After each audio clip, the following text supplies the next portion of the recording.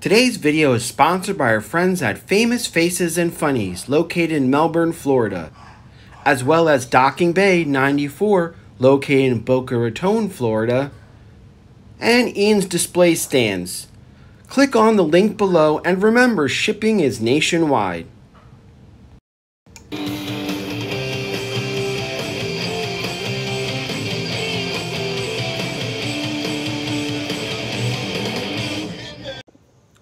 Hello and welcome to a bonus episode of Codename MOTU. Hi, I'm your presenter, Shibu, are you?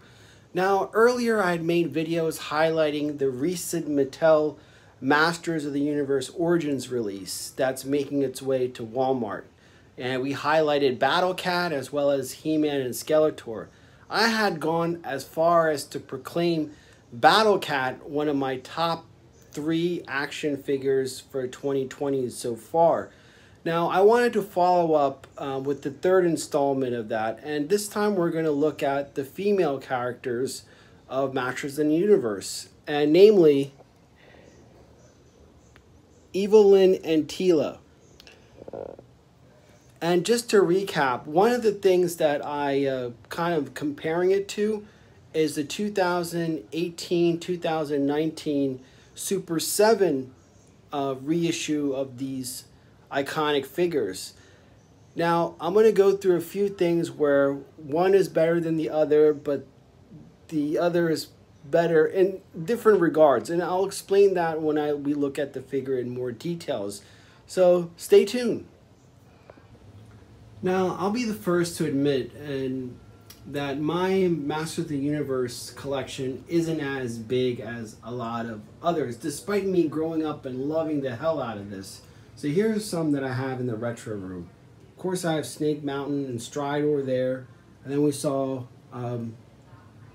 Battle Cat. We already looked at that, the newer one, as well as Grayskull. But let's take a look at these figures. Okay, I'm going to be holding up the 1982-83 Teela card back and figure while I'm looking at the 2020 Masters of the Universe Origins by Mattel.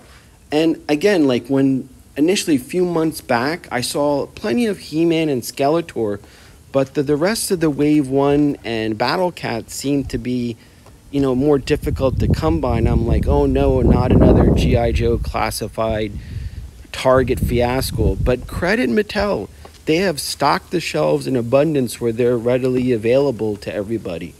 So again, in an earlier video, I talked about the evil Lynn Super 7 figure, as well as do a comparison with He-Man.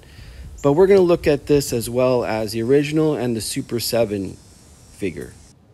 Now, when you compare the old card art versus the new one, I have to say I really do like the new card art. I mean, it has just the right mix of nostalgia as well as modern update. And now we're going to jump on to the Super 7.